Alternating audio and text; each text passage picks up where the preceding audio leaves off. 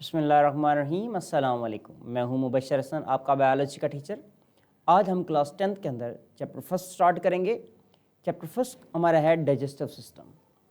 Digestive system और इसके आज हमने एसएलओ नंबर 1 एंड 2 को डिस्कस करना है।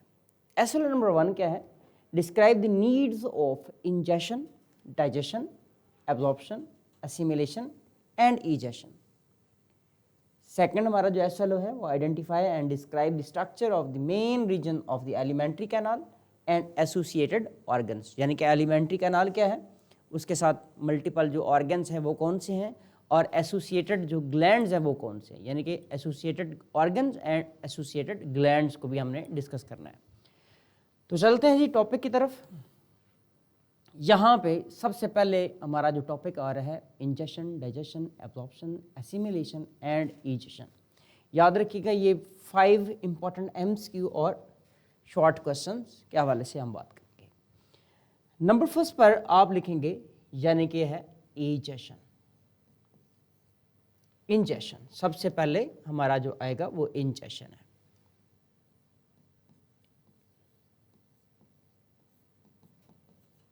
इंजेशन, अब देखते हैं जी इंजेशन क्या है।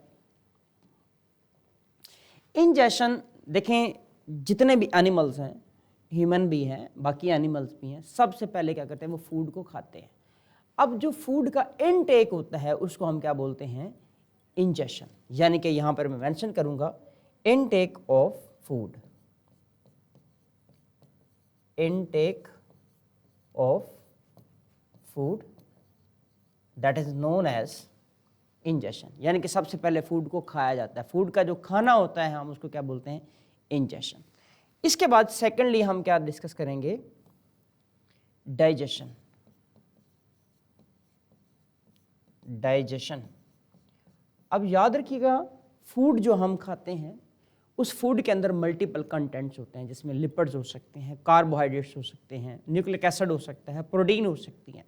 वो लार्ज मॉलिक्यूल होते हैं, लार्ज पीसेस होते हैं, उनको छोटे छोटे पीसेस में चेंज किया जाता है। यानी कि लार्ज मॉलिक्यूल को स्मॉल मॉलिक्यूल में कन्वर्ट किया जाता है, उसको हम क्या बोल रहे होते हैं? सिंपली हम उसको डाइजेशन कहते हैं। यानी कि हम क्या लिखेंगे यहाँ पे? कन्वर्जन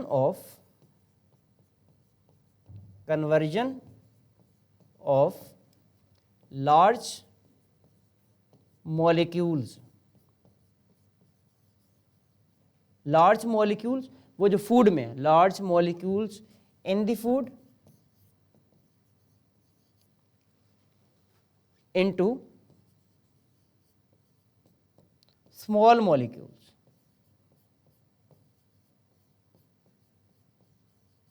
आप इसको यूं भी कह सकते हैं लार्ज पार्टिकल्स को, लार्ज फूड पार्टिकल्स को स्मॉल फूड पार्टिकल्स में चेंज करने के प्रोसेस को हम क्या कहते हैं? डाइजेशन कहते हैं।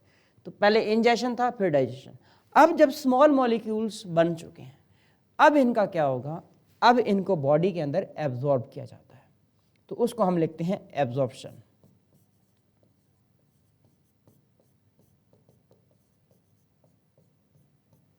एब्जॉर्प्शन, एब्जॉर्प्शन के लिए हम क्या मेंशन करेंगे? देखें जी, अब स्मॉल मॉलिक्यूल्स हैं, अब स्मॉल मॉलिक्यूल्स क्या होते हैं? एब्जॉर्ब होते हैं। यानी कि मैं यहाँ पे लिख रहा हूँ वो जो स्मॉल मॉलिक्यूल्स हैं, वो स्मॉल मॉलिक्यूल्स किसके हो सकते हैं? याद रखिएगा वो कार्बोहाइड्रेट्स हो सकते हैं। कार्बोहाइड्रेट्स में वो मोनोसैकेराइड होते हैं मोस्टली। अच्छा, मोनोसैकेराइड है, साथ अमाइनो एसिड्स हो सकते हैं। लिपिड्स जब टूटता है तो फैटी एसिड्स बनते हैं और प्लस ग्लिसरॉल बनता है, तो वो मॉलिक्यूल होते हैं। स्मॉल मॉलिक्यूल क्या होता है? ये एब्जॉर्ब होते हैं, ये एब्जॉर्ब होते हैं बाय स्मॉल इंटेस्टाइन। याद रखिएगा स्मॉल इंटेस्टाइन के अंदर ये एब्जॉर्ब होते हैं। स्मॉल इंटेस्टाइन में फिर कहाँ जाते हैं? याद रखिएगा यहाँ से इनटू ब्लड, इनको भेज दिया जाता है ब्लड के अंदर। अब ये मॉलिक्यूल किसका हिस्सा बन गए हैं? ब्लड का हिस्सा बन गए। यानी कि स्मॉल इंटेस्टाइन से किस में चले गए हैं? ब्लड में चले गए। जब ब्लड में गए हैं तो अब देखना है कि क्या होता है। इसमें जो तीसरा पॉइंट आएगा हमारा वो है एब्जॉर्प्शन। यानी कि नंबर फर्स्ट पे क्या था? इंजेशन। नंबर सेकंड क्या है? डाइजेशन। नंबर थर्ड पे क्या है? एब्जॉर्प्शन। अब हम देखते हैं नंबर 4 पर क्या है। अब फूड जो है वो ब्लड में आ गई है, अब ब्लड से हमारी बॉडी के टिश्यू यानी सेल्स तक जाएगी। इसको हम क्या बोलेंगे? एसिमिलेशन कहते हैं। एसिमिलेशन, एसिमिलेशन, एसिमिलेशन में क्या होता है? जो फूड है वो ब्लड से हमारे जो सेल्स या टिश्यू या बॉडी का हिस्सा बनते हैं, उसको हम क्या बोल रहे होते हैं? एसिमिलेशन। यानी कि फूड कहाँ से कहाँ, हम कह रहे हैं ब्लड से जो फूड है वो कहाँ पहुँच जाती है? हमारे टिश्यूज़ यानी कि सेल्स तक चली जाती है। अब सेल्स के अंदर उसने मल्टीपल फंक्शन करने होते हैं। सपोज करें अगर ग्लूकोज है तो उसको सेलुलर रेस्पिरेशन किया जाता है, लिपिड्स है उसको भी ब्रेक करके उससे एनर्जी हासिल की जाती है, फिर वो एनर्जी जो है मल्टीपल बॉडी फंक्शंस के अंदर इस्तेमाल हो जाती है। तो ये एसिमिलेशन। एसिमिलेशन के बाद अब हमने देखना है कि वो फूड जो कि डाइजेस्ट नहीं हुई थी, ठीक है, और बॉडी के अंदर एब्जॉर्ब नहीं हुई थी, बॉडी का हिस्सा नहीं बनी थी, उसको बॉडी से रिमूव किया जाता है। उस रिमूव करने के प्रोसेस को हम क्या लिखते हैं? ईजेशन कहते हैं। तो इसमें मैं शॉर्ट फॉर्म में यहाँ पे मेंशन कर रहा हूँ, रिमूवल ऑफ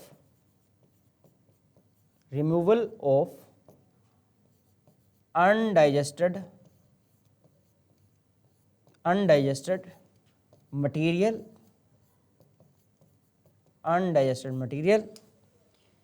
ठीक है, removal of undigested material from alimentary canal to outside of the body. यानी कि एलिमेंट्री कैनाल में वो मौजूद है और वहाँ से उसको बॉडी से बाहर रिमूव करवा दी। ये है ईजेशन। इंजेशन था फूड का इनटेक करना, यानी कि फूड को यहाँ पे हम खा रहे थे, लेकिन यहाँ पर क्या हो रहा है? फूड को रिमूव किया जा रहा है। तो ये आपके पास 5 जो पॉइंट्स हैं, इंपॉर्टेंट शॉर्ट क्वेश्चन है, इसको हमने याद रखना है और ये MCQ में भी आ सकते हैं। तो यहाँ पे ये कंप्लीट होता है। अब हम चलते हैं जी, इससे नेक्स्ट किसकी तरफ हमने जाना है?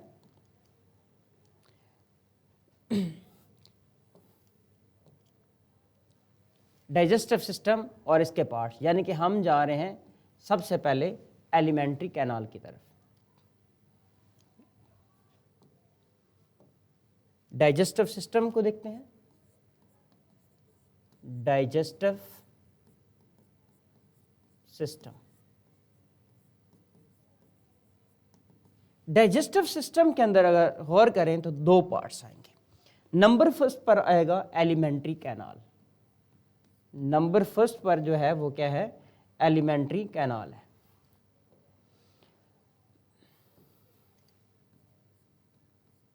Alimentary canal, alimentary canal. Alimentary canal के अंदर मल्टीपल ऑर्गन्स मौजूद होते हैं। अगर हम देखें तो ये ऑर्गन्स कौन कौन से हैं? नंबर फर्स्ट पर देखें तो मैं उसे लिखूंगा माउथ। नंबर फर्स्ट पर आ जाता है माउथ। नंबर सेकंड पर ओरल कैविटी आ जाती है, ओरल कैविटी। नंबर थर्ड पर देखें तो ओरल कैविटी से आगे आता है जो पार्ट, उसे हम लिखते हैं फेरिंक्स। फेरिंक्स से नेक्स्ट जो पार्ट है उसे हम लिखते हैं ईसोफेगस। ईसोफेगस, ईसोफेगस से जो नेक्स्ट पार्ट आता है वो कौन सा होता है? उसको हम लिखते हैं स्टमक।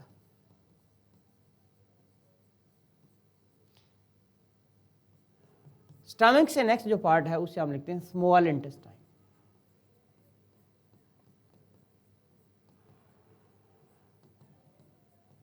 स्मॉल इंटेस्टाइन के बाद जो लास्ट पार्ट है उसे हम कहते हैं large intestine.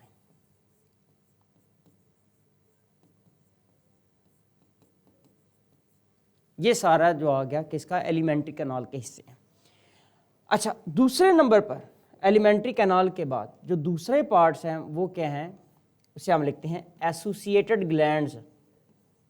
Associated glands, associated glands भी कह सकते हैं, एसोसिएटेड ऑर्गन्स भी हो सकते हैं। ग्लैंड्स का नाम हमने लिख लिया। अच्छा, अब ये कौन कौन से ग्लैंड्स हैं? नंबर फर्स्ट पर मैं कहता हूं सलाइवरी ग्लैंड्स है।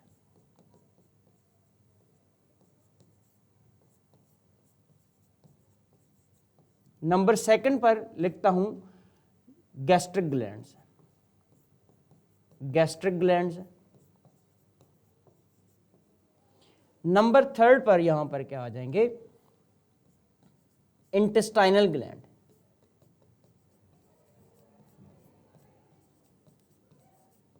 नंबर फोर्थ पर देखिएगा पैंक्रियाज आ जाएगा।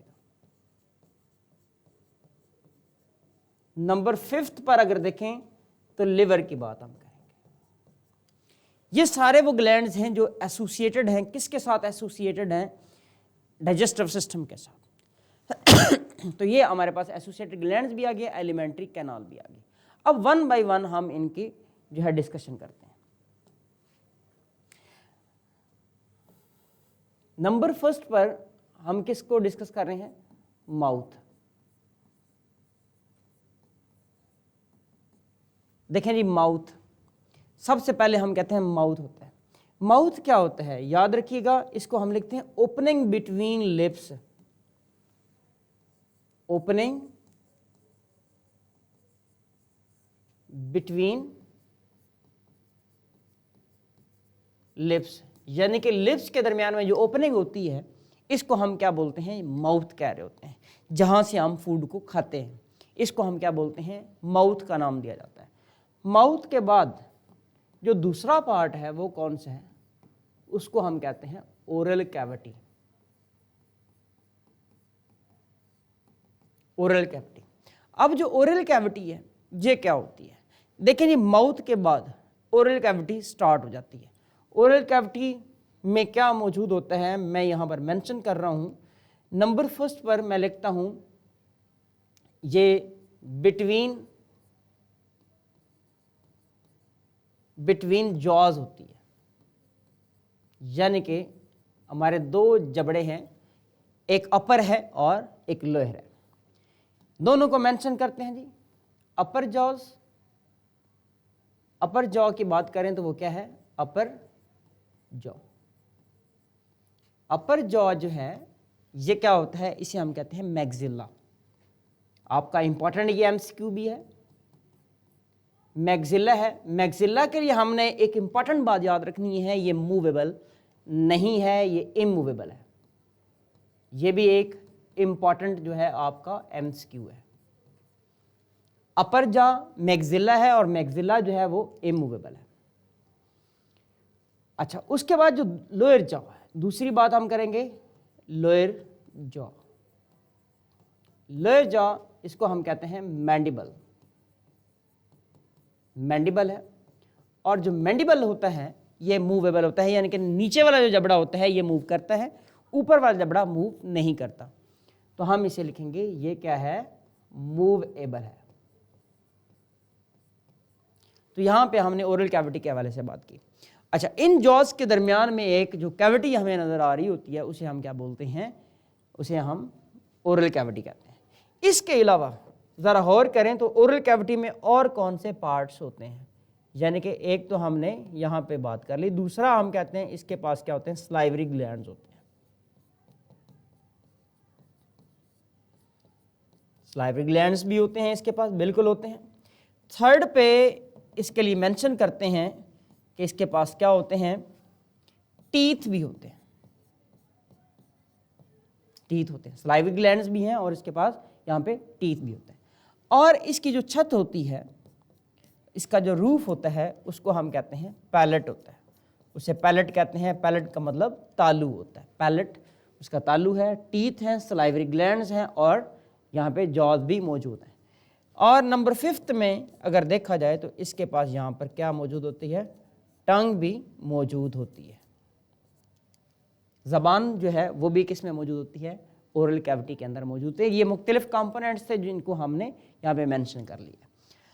आगे चलते हैं जी। इसके बाद ओरल कैविटी के बाद तो हम देखते हैं ओरल कैविटी के बाद कौन सा पार्ट है,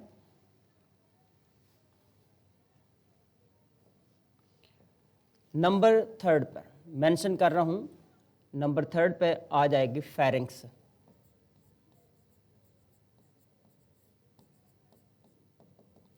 फेरिंग्स के लिए हमने एक इंपॉर्टेंट एमसीक्यू याद रखना है कि फेरिंग्स जो होती है ये एयर और फूड दोनों के लिए ये पाइप होता है। यानी कि यहां पे मैं लिखूंगा common for air and food, यानी कि फूड और एयर दोनों के लिए क्या होती है, ये कॉमन होती है। ठीक हो गया फेरिंग्स। और याद रखेंगे ये क्या होती है, ये मस्कुलर होती है, मस्कुलर होती है, मस्कुलर ये होती है। और इसमें याद रखिएगा म्यूकस भी होता है, म्यूकस भी होता है, मस्कुलर ट्यूब होती है, और ये कॉमन होती है एयर के लिए भी और फूड के लिए, यानी कि ये डाइजेस्टिव सिस्टम के लिए भी और रेस्पिरेटरी सिस्टम दोनों के लिए ये कॉमन डक्ट होती है। इसे हम कहते हैं फेरिंग्स। फेरिंग्स के बाद शुरू होता है oesophagus.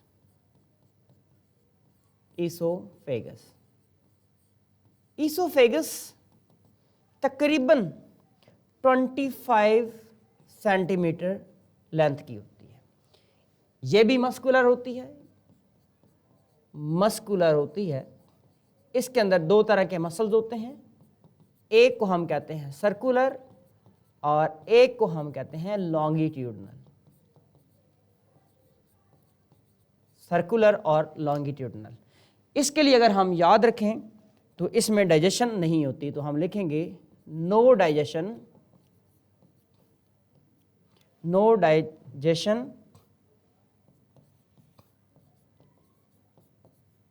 Take place in the oesophagus. Oesophagus के अंदर डाइजेशन नहीं होती, लेकिन याद रखिएगा डाइजेशन हमारी बुक में लिखा हुआ नहीं होती। बेसिकली यहाँ पे एंजाइम नहीं बन रहे होते, इस वजह से वो कहता है कि डाइजेशन नहीं होती, लेकिन याद रखिएगा डाइजेशन हो रही होती है। ठीक है, हमारी बुक में लिखा है नहीं होती, तो हमने यही मेंशन करना है कि यहाँ पे डाइजेशन नहीं होती।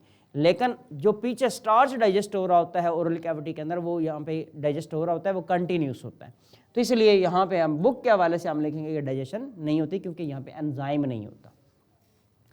इससे नेक्स्ट चलते हैं नंबर 5 पर, हम लिखते हैं स्टमक। ऑर्गन्स तो सारे ही इंपॉर्टेंट होते हैं डाइजेस्टिव सिस्टम के, लेकिन स्टमक जो है ये हाईली इंपॉर्टेंट होता है। याद रखिएगा ये भी मस्कुलर है। पहला पॉइंट इसके लिए मेंशन कर रहा हूं कि ये क्या है, ये भी मस्कुलर बैग है। एक बात, मस्कुलर बैग है। दूसरा पॉइंट इसके लिए इंपॉर्टेंट याद रखना है, ये जे शेप्ड है, यानी कि इसकी शेप कैसे होती है, जिस तरह जे होता है ना, अल्फ़ाबेट की बात कर रहा हूँ, जे अल्फ़ाबेट, उस तरह से इसकी शेप होती है। अच्छा, फिर इसकी पोजीशन की तरफ जाएं तो ये इन दी एब्डोमेन होता है, एब्डोमेन में होता है, लेकिन पोजीशन में देखें लेफ्ट साइड होता है। दूसरी बात करूं तो ये आप ये भी कह सकते हैं सुपीरियर साइड होता है। तीसरी बात करें तो यहां पे हम कह सकते हैं बिलो द डायाफ्राम होता है, बिलो डायाफ्राम, ये डायाफ्राम से बिल्कुल नीचे होता है। ये हम स्टमक की बात कर रहे हैं। अब स्टमक के पार्ट्स देखें तो इसके 2 पार्ट्स हमें नजर आएंगे। एक इसका अपर पार्ट है, जो अपर पार्ट है वो चूंकि दिल की तरफ होता है, इसलिए हम उसको कहते हैं कार्डियक एंड। जो अपर पार्ट है उसे हम कहते हैं कार्डियक एंड कहते हैं, यानी कि ऊपर वाला जो इसका हिस्सा होता है स्टमक का, वो कार्डियक एंड होता है। जो लोअर होता है हम इसको कहते हैं पाइलोरिक एंड। अब जो कार्डियक एंड है, इसकी तरफ एक ओपनिंग होती है, एक सुराख होता है, जहां से फूड इसके अंदर आती है, उसको हम कहते हैं कार्डियक स्फिंक्टर। कार्डियक स्फिंक्टर नाम देते हैं उसको, कार्डियक स्फिंक्टर। स्फिंक्टर ऐसे मसल्स होते हैं जो वन वे फ्लो करवाते हैं, कार्डियक स्फिंक्टर, और नीचे जो होता है उसे हम कहते हैं पाइलोरिक स्फिंक्टर। यह हमने किसकी बात की है, ये स्टमक के हवाले से हमने बात की है। स्टमक के बाद जो नेक्स्ट पार्ट है उसको हम क्या कहते हैं, 6th नंबर पर इसको हम क्या लिखेंगे, स्मॉल इंटेस्टाइन। Small intestine. अभी हम ऑर्गन सिस्टम यानी कि डाइजेस्टिव सिस्टम को डिस्कस कर रहे हैं और उसके ऑर्गन्स को डिस्कस कर रहे हैं। अभी इनके फंक्शंस नहीं बता रहे, सिंपली इनके ब्रीफली और शॉर्टली इनके स्ट्रक्चर को डिस्कस किया जा रहा है। स्मॉल इंटेस्टाइन याद रखिएगा स्मॉल नहीं होती, बेसिकली ये लार्ज होती है। स्मॉल इंटेस्टाइन बेसिकली क्या होती है, लार्ज होती है, लेकिन याद रखिएगा इसका डायामीटर स्मॉल होता है, स्मॉल डायामीटर होता है। सो दैट्स वाई इसको हम स्मॉल इंटेस्टाइन कहते हैं। ये लार्ज नहीं होती, ये स्मॉल नहीं होती बेसिकली, ये बेसिकली लार्ज होती है। इसका डायामीटर स्मॉल होता है, इसका डायामीटर लार्ज नहीं होता, तो इस वजह से इसको स्मॉल इंटेस्टाइन कहते हैं। हमारी बुक के अंदर लिखा हुआ है कि ये तकरीबन अडल्ट्स के अंदर 9 मीटर की होती है। किसके अंदर? इन दी अडल्ट्स के अंदर ये 9 मीटर की होती है। ठीक हो गया। और इसके हम देखते हैं 3 पार्ट्स होते हैं। इसके 3 पार्ट्स हैं, number first, second and third. जो इसका पहला पार्ट होता है उसको कहते हैं ड्यूडीनम। इसका पहला पार्ट है उसको हम कहते हैं ड्यूडीनम। इसका जो दूसरा पार्ट है इसको हम कहते हैं जेजुनम। इसका जो तीसरा पार्ट है उसको हम लिखते हैं इलियम।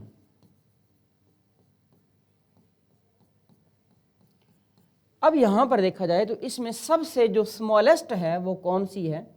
वो है ड्यूडीनम। ये तकरीबन 20 to 25 सेंटीमीटर की होती है। हमारी बुक में लिखा हुआ है, इंपॉर्टेंट एमसीक्यू है। जेजुनम के लिए लिखा हुआ है ये तकरीबन 2.5 मीटर की होती है, और इलियम के लिए लिखा है ये तकरीबन 4 मीटर की होती है। तो ये यहाँ पर जो लिखा हुआ है 9 मीटर, तो इसको अगर काउंट करें ये नहीं इतना बनता। तो बेसिकली याद रखिएगा ये टोटल जो है वो 6 मीटर की होती है। ये करेक्शन मैं करवा रहा हूँ, या आपने इसे नोट कर लेना है अपनी बुक्स पर, लेकिन 9 मीटर का ऑप्शन आएगा तो डेफिनेटली आपने उसे ही चूज़ करना है। तो यहाँ पर आप देखें 4 metre, 2.5 metre and 20 to 25 centimetre. ये स्मॉल इंटेस्टाइन की बात कर रहा हूँ। जो ड्यूडेनम होती है इसके साथ मल्टीपल ग्लैंड्स जो हैं वो अटैच होते हैं, जिसमें नंबर फर्स्ट पर अगर मैं मेंशन करूं तो पैंक्रियाज, तो पैंक्रियाटिक डक्ट आती है, तो पैंक्रियाज को लिंक कर रही होती है, लिवर को लिंक किया जा रहा होता है, और यहाँ पे गॉल ब्लैडर को भी लिंक किया गया है। ये किसके साथ लिंक्ड है? ये ड्यूडेनम के साथ लिंक्ड होते हैं, क्योंकि यहाँ से जो सेक्रीशंस आती हैं वो ड्यूडेनम के अंदर दाखिल की जाती हैं। नेक्स्ट चलते हैं जी 7 पर। हम देखते हैं लार्ज इंटेस्टाइन। लार्ज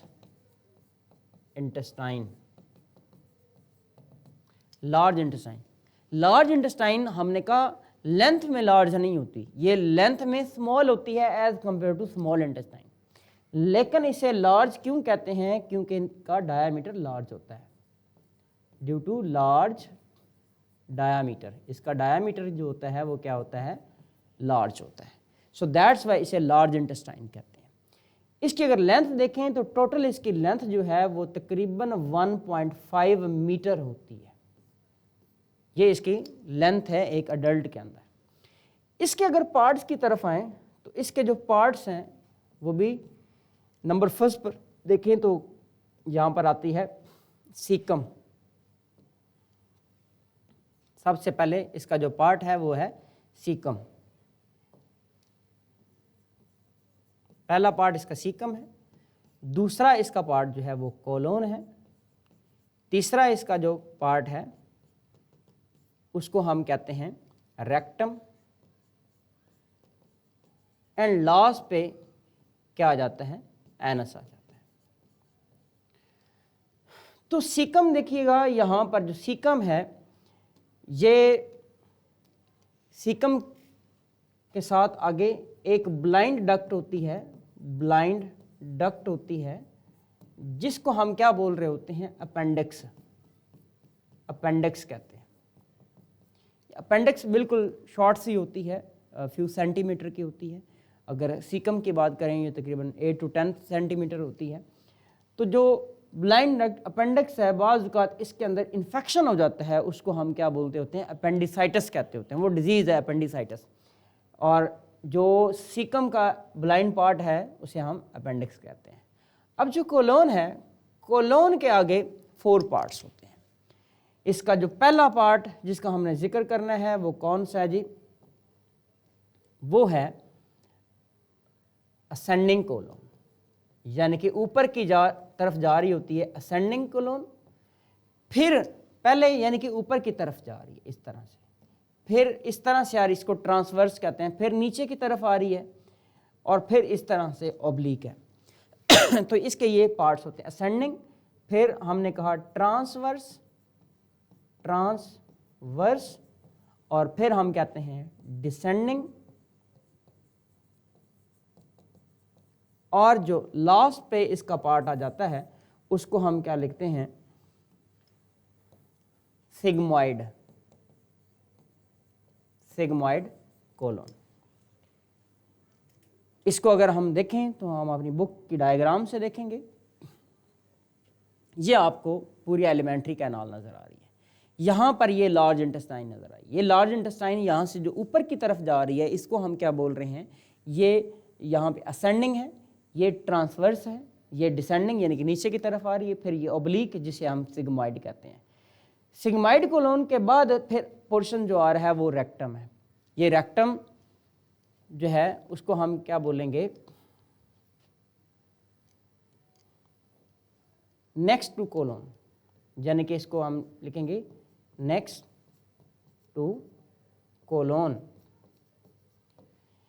यहाँ पर मल्टीपल फंक्शन होते हैं, यानी कि फीसेस की फॉर्मेशन होती है, यहाँ पे फीसेस को बनाया जाता है और स्टोर किया जाता है, फीसेस फॉर्मेशन, और साथ क्या होते हैं, वो स्टोर होते हैं। फिर आ जाता है एनस, तकरीबन 2 इंचेस का होता है। रेक्टम देखें तो तकरीबन 8 to 10 इंचेस होता है, एनस जो है वो 2 इंचेस होता है। इसका काम किस में होता है, याद रखिएगा, ये ईजेशन के अंदर रोल प्ले कर रहा होता है।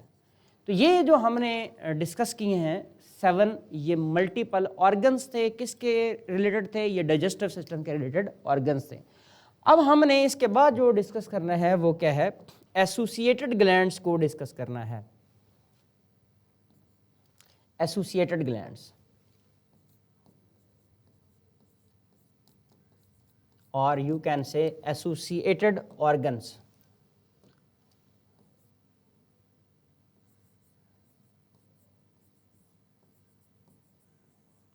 एसोसिएटेड ऑर्गन्स, कौन कौन से ऑर्गन्स हैं जो कि एसोसिएटेड होते हैं इसके साथ, वो देखते हैं। नंबर फर्स्ट देखिएगा, एलिमेंट्री कैनाल, ये सारी हमने डिस्कशन कर ली है ऑलमोस्ट। ये स्टमक का कार्डियक एंड है, ये ईसोफेगस एंड हो रही है यहाँ पे, ये इसके मुख्तलिफ मसल्स हैं। पाइलोरिक एंड है, यहाँ से ड्यूडेनम स्टार्ट हो जाती है, और यहाँ पे ये लार्ज इंटेस्टाइन के पार्ट्स हमने देख लिए, ये ascending colon, transverse colon, descending, then rectum, and last पे एनस भी है। और अब आ जाएंगे हम एसोसिएटेड ऑर्गन्स की तरफ। ज़रा गौर कीजिएगा, एसोसिएट ऑर्गन में सबसे पहले टीथ का जिक्र किया गया है। टीथ में अगर हम देखें तो कैनाइन्स हैं, इंसाइजर्स हैं, प्रीमोलर्स हैं, एंड मोलर्स हैं, यानी कि 4 तरह के टीथ हमें नज़र आते हैं। 4 तरह के टीथ नज़र आते हैं, जिनको यहाँ पे देखते हैं। नंबर फर्स्ट पर हमने यहाँ पे टीथ का जिक्र करना है। एसोसिएटेड ऑर्गन्स के अंदर नंबर फर्स्ट पर टीथ आ गया। टीथ के अंदर पहला जो टीथ हम मेंशन कर रहे हैं वो है इंसाइजर्स। इंसाइजर्स बिल्कुल ये सामने वाले होते हैं जिनका काम होता है कट करना, यानी कि इनका काम होता है कट करना। देन हम कहते हैं कैनाइन्स, देन आ जाते हैं प्रीमोलर्स,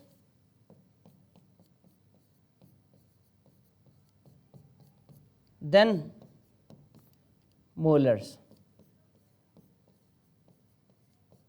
ये 4 टाइप्स के टीथ हैं। जो अडल्ट होता है उसके अंदर ये 32 होते हैं और जो इन्फेंट होता है उसके अंदर ये 20 होते हैं। तो यहाँ पे इनके फंक्शन देखते हैं कि इनके काम क्या होते हैं, किसका क्या काम है। इंसाइजर जो है ये कट करने के लिए यानी कि बाइट करने के लिए, कटिंग और बाइटिंग के लिए यानी कि बाइट करने के लिए इस्तेमाल होते हैं। जो कैनाइन है ये टीयर करने के लिए इस्तेमाल होते हैं। कैनाइन जो होते हैं ये टीयर करने के लिए, और प्री मोलर जो हैं और मोलर ये दोनों क्या करते हैं, ग्राइंडिंग करते हैं, यानी कि ग्राइंडिंग और मैस्टिकेशन में इनका रोल होता है। तो मल्टीपल डिफरेंट इसके नंबर्स हैं। अगर हम इसको अपने बुक से देखें तो इनकी यहाँ पे आपको लोकेशन नज़र आ रही है। नंबर फर्स्ट पे यहाँ पे इंसाइजर्स नज़र आ रहे हैं 4 अपर जा के अंदर, और लोअर जा में भी 4 नज़र आते हैं। इसी तरह कैनाइन्स हैं 1, 2 और यहाँ पर भी 1, 2 यानी कि टोटल 4 होते हैं। इसी तरह फिर प्री मोलर आ जाते हैं, ये वाइट कलर में प्री मोलर नज़र आ रहे हैं। 4 यहाँ पर ऊपर अपर जा में है और 4 ही लोअर जा में। इस तरह 6 आपको मोलर्स नज़र आ रहे हैं लोअर जॉ के अंदर, और 6 अपर जॉ के अंदर ये नज़र आते हैं। तो ये हमारे पास क्या है, टीथ हैं। नेक्स्ट पे आ जाता है टंग। नेक्स्ट हमारा जो ऑर्गन है वो क्या है, टंग है।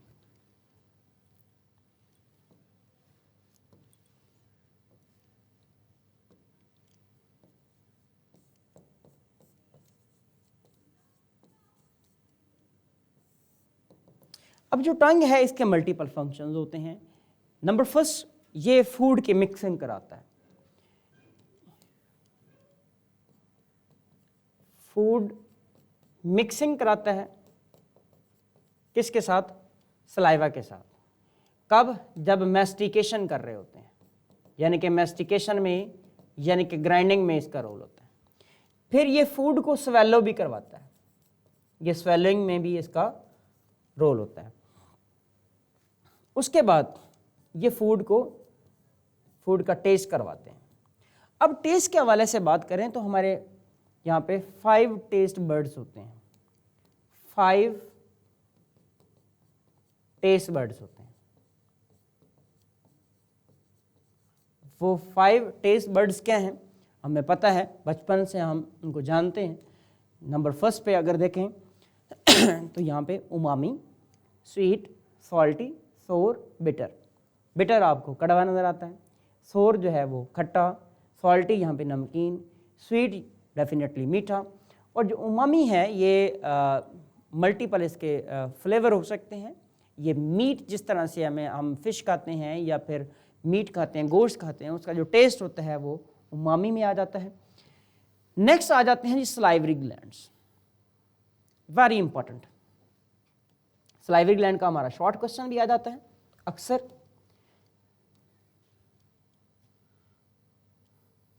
नंबर 3 पर हम लिखेंगे सलाइवरी ग्लैंड्स। सलाइवरी ग्लैंड याद रखिएगा ये कितने होते हैं, ये 3 पेयर्स होते हैं। 3 पेयर्स का मतलब है टोटल कितने हो गए, 6 पेयर्स, 3 हैं, टोटल 6 हो गए। कौन कौन से हैं, आए देखते हैं। नंबर फर्स्ट पर हम कहते हैं सबलिंगुअल, सबलिंगुअल, सीक्वेंस में आप जैसे मर्जी लिख लें। नंबर सेकंड सब मैक्सिलरी, सब मैक्सिलरी भी कह सकते हैं, सब मैंडिबुलर भी कह सकते हैं। Number third parotid. अब आपके पास याद रखिएगा ये कितने कितने हैं, तो हम लिखते हैं कि 2 ये हैं, 2 ये हैं और 2 ये, टोटल 6 हो गए। अब हमने इनकी पोजीशन याद रखनी है कि ये पाए कहाँ जाते हैं। सब लिंगुअल याद रखिएगा बिलो द टंग है, बिलो द टंग यानी कि ये जबान के नीचे होते हैं।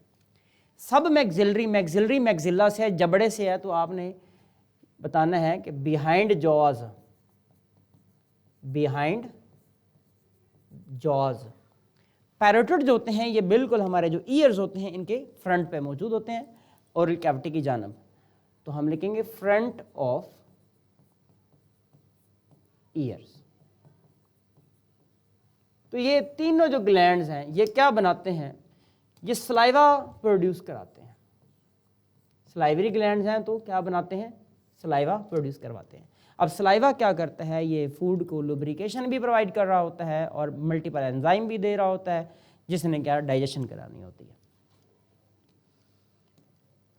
नेक्स्ट हमारे पास आ जाता है यहाँ पे सलाइवरी ग्लैंड के बाद अब आ जाता है यहाँ पे पैंक्रियाज की बात कर लेते हैं, ये लिवर की बात कर लेते हैं। लिवर क्या है, लिवर भी डेफिनेटली एक ऑर्गन है जिसका काम क्या होता है, ये बाइल सेक्रीशन कराता है, बाइल सेक्रीशन कराता है। इसकी 2 लोब्स होती हैं, 2 लोब्स होती हैं। एक इसमें हम देखें तो लार्ज होती है और एक स्मॉल लोब होती है। फिर यहाँ से ये क्या करता है, लिवर से एक डक्ट निकलती है, लेफ्ट और राइट जो हिपैटिक डक्ट होती हैं वो इकट्ठी होती हैं और एक साथ जो है एक डक्ट बनाती हैं, left and right hepatic duct, hepatic duct. ये किसको लेके आती हैं, ये इस बाइल को लेके आती है। इस बाइल के अंदर याद रखिएगा क्या होते हैं, बाइल सॉल्ट्स होते हैं और एंजाइम नहीं होते। बाइल के अंदर कोई भी एंजाइम नहीं होता, बाइल के अंदर बाइल सॉल्ट्स होते हैं, कोलेस्ट्रॉल होता है, म्यूकस होता है एंड मल्टीपल अदर थिंग्स भी मौजूद होती हैं। तो लिवर जो है ये क्या करता है, राइट और लेफ्ट हिपैटिक डक्ट से अपने बाइल को आगे हिपैटिक डक्ट के अंदर ले जाता है, कॉमन हिपैटिक डक्ट कहते हैं। फिर हिपैटो पैंक्रियाटिक डक्ट है उसके अंदर दाखिल करता है और यहाँ से कुछ जो है वो क्या करता है, नंबर 5 पे मैं यहाँ पर मेंशन करूँ तो उसका नाम है गॉल ब्लैडर। तो ये अपनी सेक्रेशन को गॉल ब्लैडर के अंदर भी दाखिल करता है, गॉल ब्लैडर। यानी कि वो सेक्रेशन जो लिवर में बनती हैं वो सेक्रेशन वहाँ से और कहाँ पे आ जाती हैं, यानी कि ये बाइल को रिसीव करता है किसके ज़रिए से, उसको हम कहते हैं सिस्टिक डक्ट, सिस्टिक डक्ट। तो ये बाइल को बेसिकली स्टोर करता है और ज़रूरत पड़ने पे यहाँ से इसको रिलीज़ करके किसको दे दिया जाता है, ये प्रोवाइड कर दिया जाता है किसको, ड्यूडेनम के अंदर भेजा जाता है वहाँ पे ताकि डाइजेशन हो जाए। लास्ट पे हम डिस्कस करेंगे पैंक्रियाज। अब पैंक्रियाज जो है ये पैंक्रियाटिक जूस बनाता है, ये बनाएगा पैंक्रियाटिक जूस। ये बिल्कुल ड्यूडेनम के साथ अबव साइड पर हमें नज़र आएगा और बिल्कुल वहाँ पर मौजूद है। पैंक्रियाटिक जूस बनाता है। पैंक्रियाटिक जूस पैंक्रियाटिक डक्ट के ज़रिए से बाइल आने वाली जो डक्ट थी जिसे हम क्या कह रहे थे, कॉमन हिपैटिक डक्ट, उसके साथ मिलती है तो बना देती है हिपैटो पैंक्रियाटिक डक्ट। वहाँ से ये पैंक्रियाटिक जूस, इसमें मल्टीपल एंजाइम्स होते हैं, सबसे ज़्यादा एंजाइम इसके पास मौजूद होते हैं, जो कि हर टाइप का एंजाइम इसके पास मौजूद होता है। वो एंजाइम किस में दाखिल होते हैं, ड्यूडेनम के अंदर दाखिल हो जाते हैं और वहाँ पे फूड की डाइजेशन करा देते हैं, कराना शुरू कर देते हैं। तो ये था हमारा लेक्चर जिसमें हमने स्टार्ट में इंजेशन टू ईजेशन डिस्कशन की, फिर हमने एलिमेंट्री कैनाल के अंदर एसोसिएटेड ऑर्गन को डिस्कस किया, उसके बाद हमने इसके साथ एसोसिएटेड ग्लैंड्स को भी डिस्कस किया। तो ये था आज का हमारा लेक्चर, ये हमारा पहला लेक्चर था जो कि कंप्लीट होता है। इसमें हमने एसएल नंबर 1 और 2 को डिस्कस किया है। आपने हमारे चैनल को सब्सक्राइब करना है, अपने फ्रेंड्स से शेयर करना है, वीडियो को कमेंट्स देने हैं, लाजमी लाइक करना है। व्हाट्सएप चैनल हमारा वो भी सब्सक्राइब करना है क्योंकि वहाँ पे आपको मल्टीपल MCQ मिलेंगे। तो अपना ख्याल रखिएगा, हमारे चैनल का ख्याल रखिएगा। आज का लेक्चर कंप्लीट होता है। अल्लाह हाफिज़।